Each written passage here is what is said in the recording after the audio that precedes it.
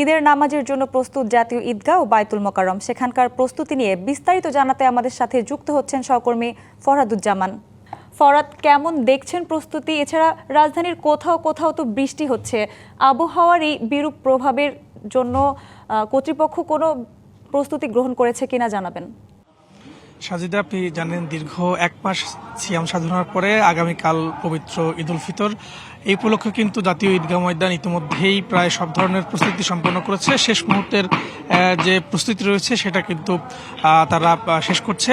আপনি জানেন আগামীকালকে এখানে প্রধানমন্ত্রী তারেক রহমান এবং রাষ্ট্রপতি এই জাতীয় ঈদগাহ ময়দানে নামাজ পড়েন এবং 8:30টায় প্রধান ঈদের জামাত অনুষ্ঠিত হবে এবং এখানে প্রায় 35,000 মুসল্লি একসাথে নামাজ আদায় করতে পারবেন। এর মধ্যে কিন্তু 3,500 নারীদের জন্য কিন্তু নামাজের ব্যবস্থা করা হয়েছে। ইতিমধ্যেই সব ধরনের কাজ রয়েছে। তারা প্রতিকূল যে বৃষ্টির কথা বলছেন সেটার প্রতি মাথায় রেখেছে, কিন্তু আরও যদি বিরূপ যে প্রভাব পড়ে, আরও যদি বড় ধরনের কোনো বৃষ্টি বা ঝড় হয়, সেক্ষেত্রে কিন্তু জাতীয় বায়তুল মোকাররম যে মসজিদ রয়েছে সেখানে 9টার দিকে নামাজের একটা বিকল্প ব্যবস্থার কথা তারা বলেছিলেন। কিন্তু ইতিমধ্যেই যদি নর্মাল সাধারণ যে বৃষ্টি হয় সেই বৃষ্টির সব ধরনের প্রস্তুতি কিন্তু নেওয়া হয়েছে। পাশাপাশি এবার নগদে পাচ্ছেন হেলিকপ্টার অফার, তাই কেনাকাটার পেমেন্ট নগদে করুন আর বুঝে নিন 2,000 টাকারও বেশি ক্যাশব্যাক সহ হেলিকপ্টার রাইড। পেমেন্ট শুরু করুন আজই। গরমের জন্য কিন্তু ব্যবস্থা রয়েছে। আপনি জানেন যে এখানে আজকে আমরা দেখছি সব ধরনের প্রস্তুতি কিন্তু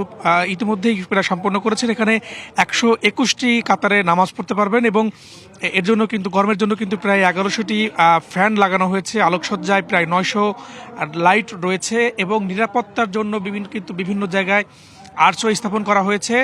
পাশাপাশি প্রায় যেগুলো গেট রয়েছে সেই গেটগুলো দিয়ে কিন্তু তাদেরকে নিরাপত্তার সাথে কিন্তু তাদেরকে আসতে হবে এবং নামাজের পরে সবগুলো গেট কিন্তু একসাথে খুলে দেওয়া হবে। এবং আমরা সবশেষে যেটা জানাতে চাই, এখন পর্যন্ত তারা বলছেন যে যদি বড় ধরনের কোনো প্রাকৃতিক দুর্যোগ না হয় তাহলে হয়তো এখানেই প্রায় 35,000 মুসল্লি একসাথে নামাজ আদায় করতে পারবেন এবং তারা যে প্রধানমন্ত্রী রয়েছেন সেই প্রধানমন্ত্রীর সঙ্গে কিন্তু নামাজ আদায় করতে পারবেন। তো এখন পর্যন্ত আমার কাছে এই ছিল সর্বশেষ তথ্য। সঞ্জিদা।